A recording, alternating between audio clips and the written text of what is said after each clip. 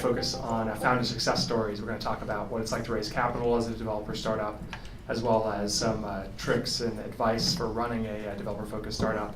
And then we're going to get a little into kind of the future of developer startups, both from a fundraising and market side.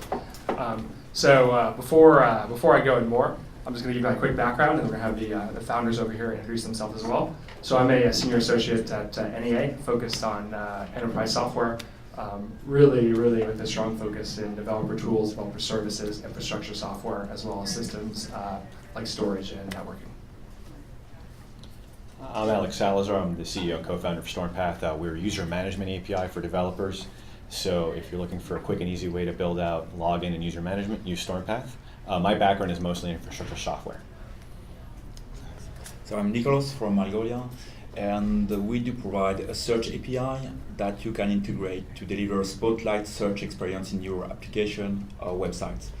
By Spotlight, I mean real time, so we'll answer queries in under 10 milliseconds on average on millions of records.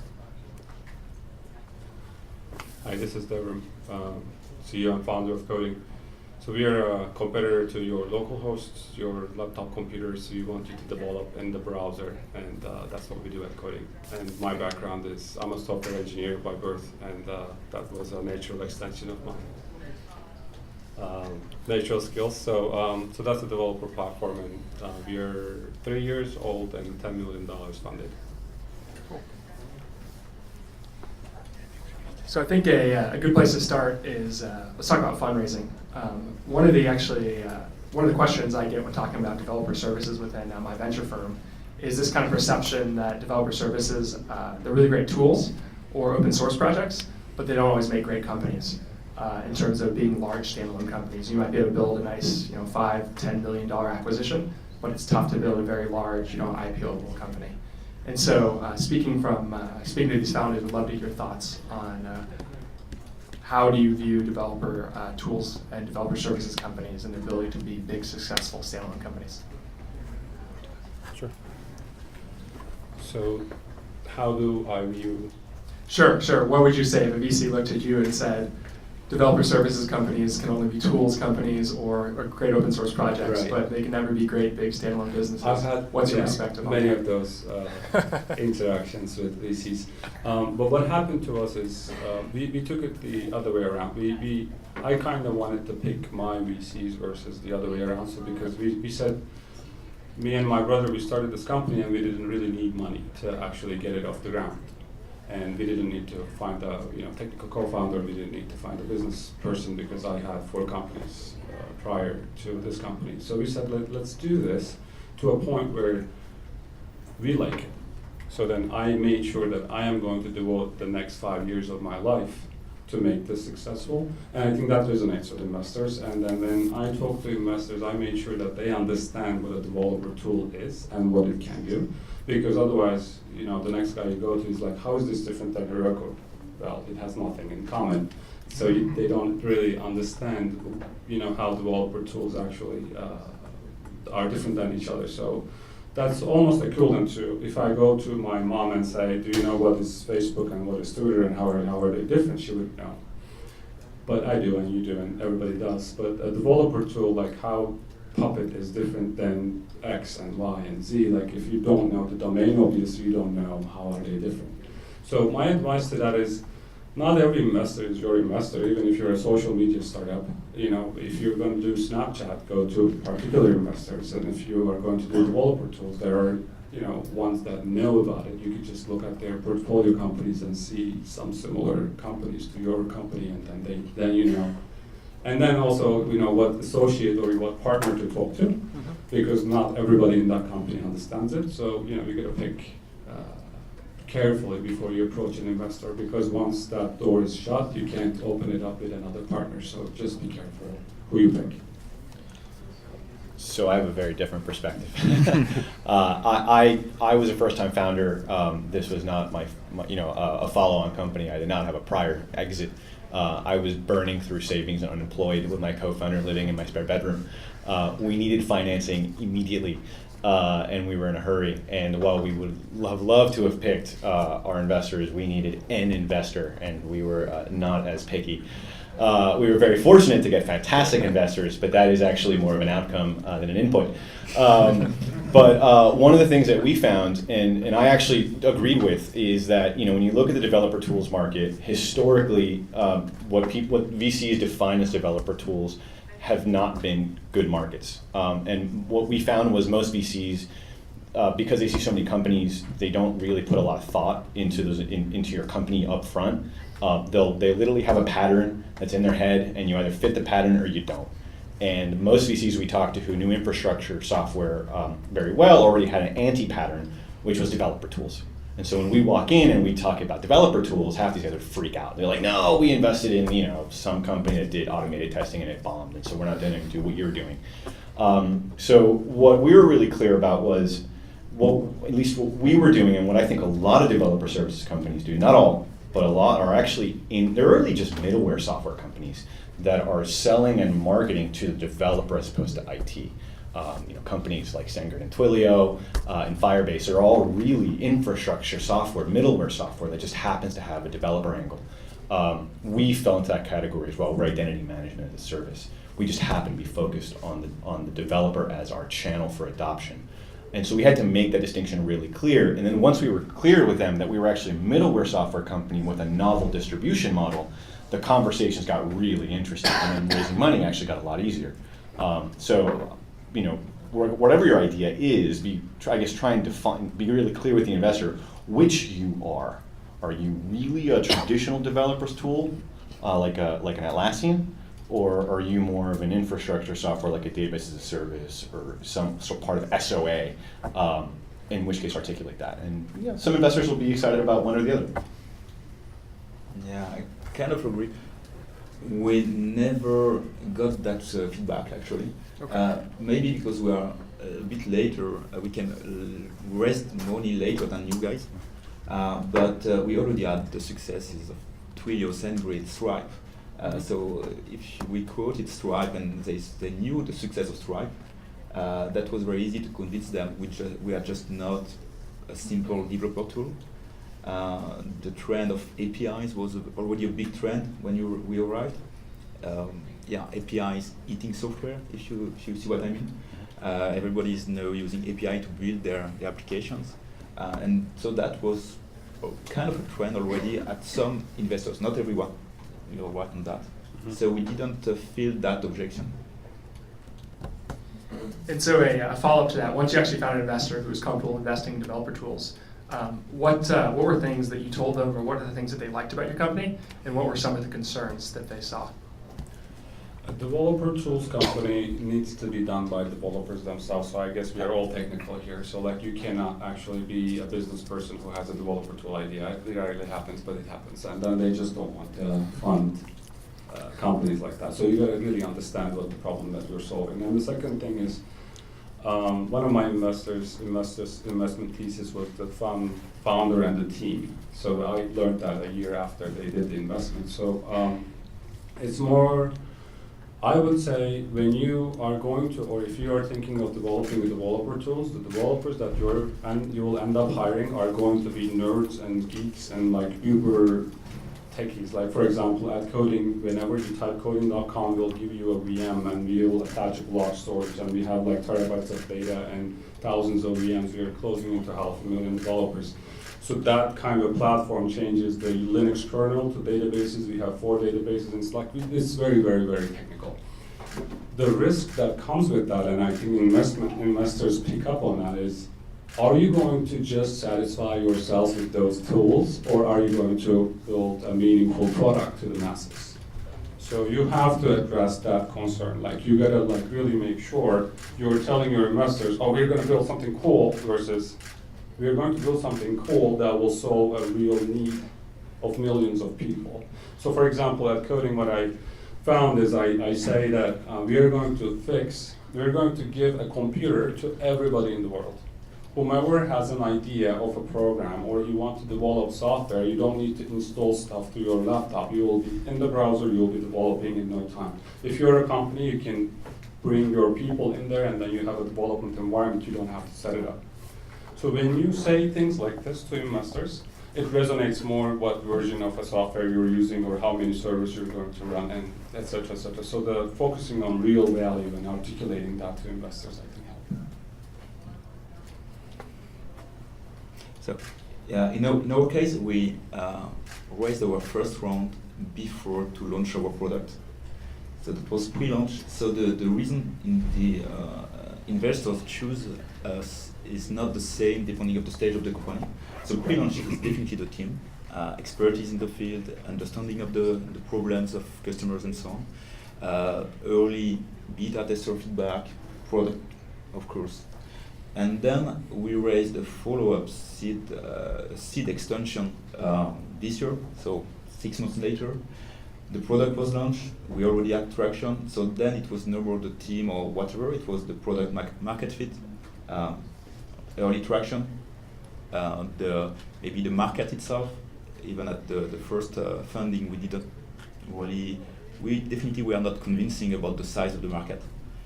We were much more the next time, with a clearer vision about like becoming the search layer of internet, much bigger vision than the first time. So the reasons they invest are not the same depending on the stage of the company.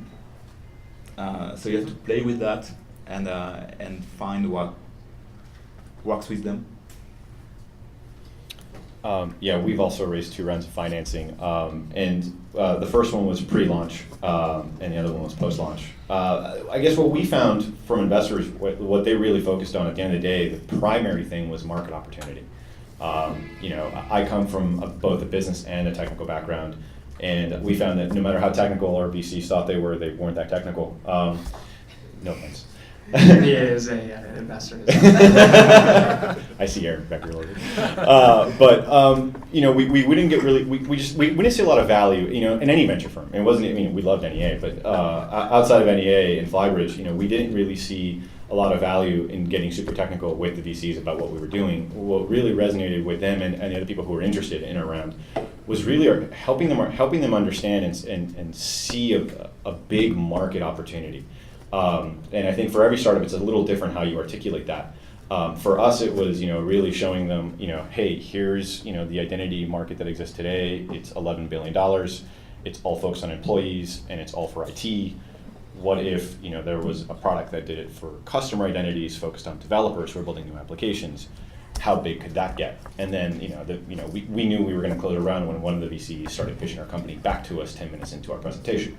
But that's really the one thing that matters most. I think everything else was really more about proof that we could achieve that market, that we could leverage our market opportunity. But without that market opportunity, I don't think that there would have been as much interest. And for the VCs that weren't interested, it was because they questioned the market opportunity, not everything else. So moving away from fundraising, let's maybe get into more of the operational side of building a developer company. So looking back, maybe after you raised financing or in the early stages of the company, what's something that you know now that you wish you knew back when that would have made it much easier to build your company? So we're a developer API. Developers in very specific communities will adopt our API to build it into their applications to get easy login and easy user management. When we first started, we looked at the likes of Twilio as our role model, and they had a bunch of SDKs in every language in every community, and we said we need to do that.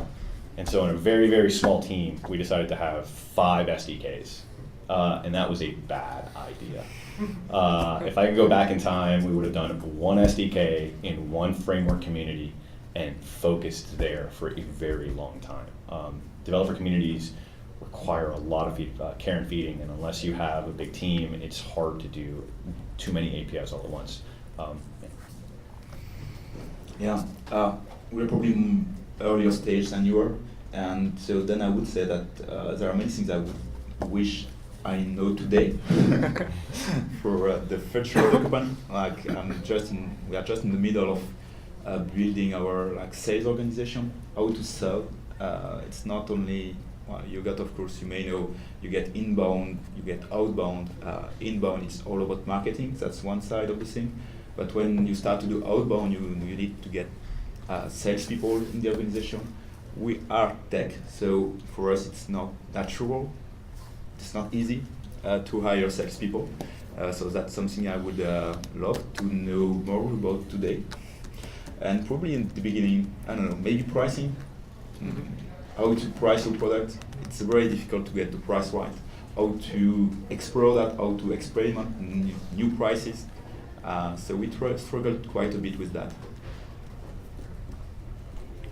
I think we are the same. I think if I look back, it's not that I regret, it's just that we couldn't do in the beginning was to find a salesperson, like a business person, like a business-minded person. I had a prior business experience, but I'm not a business person at all. I don't have an MBA, and I don't really do pricing tables or charts or anything. It's just, we couldn't find it. I mean, the time that probably if you're going to do a developer tool, you will want a business person who actually understands your problem, just like I wanted to have that from our investors. Like, you don't have to be that technical, but you should understand what problem I'm solving so that you can have input. Because I'll have to see you every month, you know, it just is necessary. So I think if I look back, I looked for it. I looked for a sales business person for the past 2.5 years, and I couldn't find it. I was interviewing I did interview maybe more than 50 people. I don't want to exaggerate here, but it's somewhere around there, 40 to 50 people, and I hired a couple of them, and then they needed like 3 months ramp up. They don't understand the problem, and they have this idea, okay, we have the MBA, so we can look at any problem and understand it, but that is not true. You do have to have experience in the field. You have to be able to talk to developers. You have to be able to talk to our engineers, because this is a developer tool. Engineer builds the product.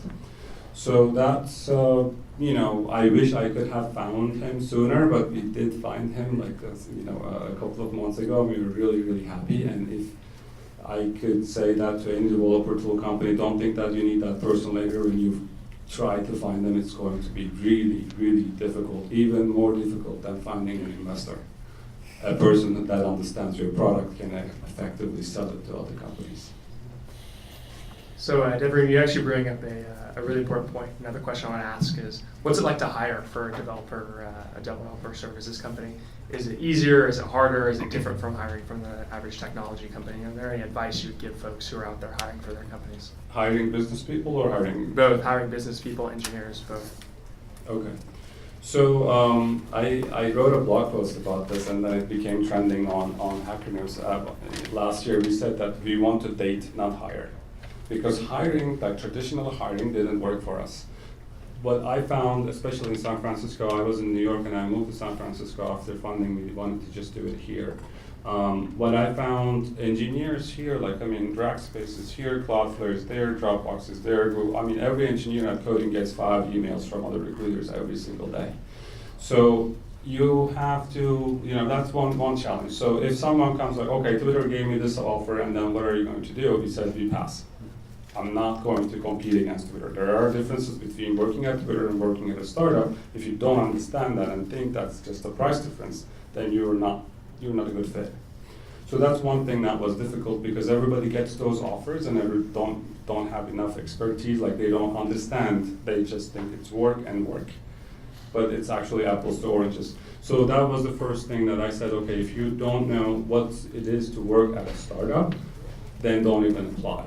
Then we said, we are going to give every engineer 2 weeks, and in those 2 weeks, you're going to push one thing to Koding.com. We have to see what it is. We don't give you an assignment, we don't ask you questions, you just find a fault or something that you want to do and push it. And when we see it on Koding.com, then we're talking. So that actually gave us this option to really evaluate. The working at a startup is this. I'm not giving you a problem because I have 99 problems myself. You have to see what the problem is, and you have to be able to fix it. So if our investors call our engineers survivors.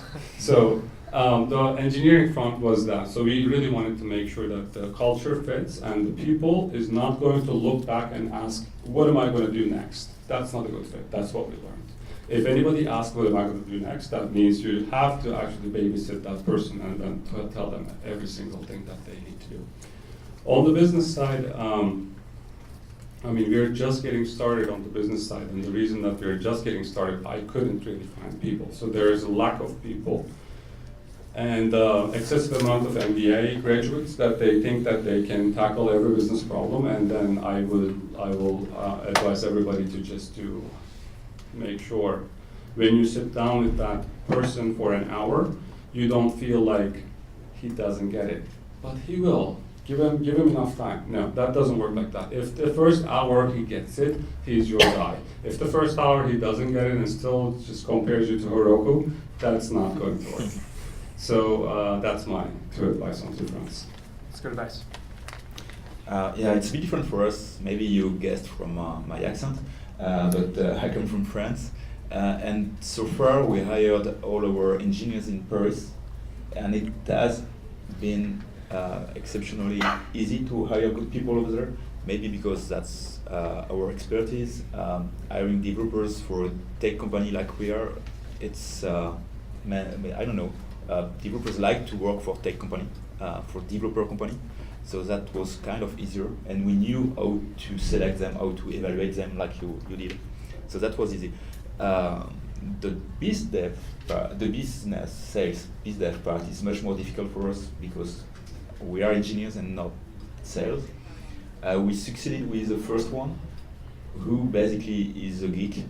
He loves tech, and that's why, well, he's here today, so you can meet him over there, and you'll see what I mean by that.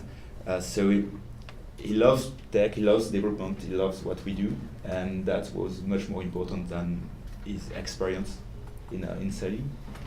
But it's very difficult to find others, especially here. So we are hiring in San Francisco mostly this position. So there. So another key part of building a company is the technology you use and the technology stack that you build your product on. So I think it would be useful to the audience if you comment a little bit about what technologies you use, why you use them, and any recommendations or advice you have when thinking about kind of what your back end or underlying infrastructure looks like for the service you're building. Since we're a middleware service, we decided to stick to the JVM. So we're built on Spring Java as our application layer, and then we're using Cassandra underneath that, all built on AWS. We picked Java because it's fast. It's not the easiest thing to code in, but when you're building infrastructure, it's nice. It works for us, C++. Everything is native on server side, and well, we just use Nginx, and everything else is C++ native. And then client side, we get SDKs in every languages. So there that doesn't count. Administration is all Ruby on Rails, just Rails.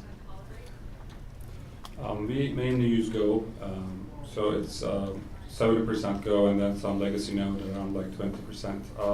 And then we use Rabbit and Postgres and other cool stuff.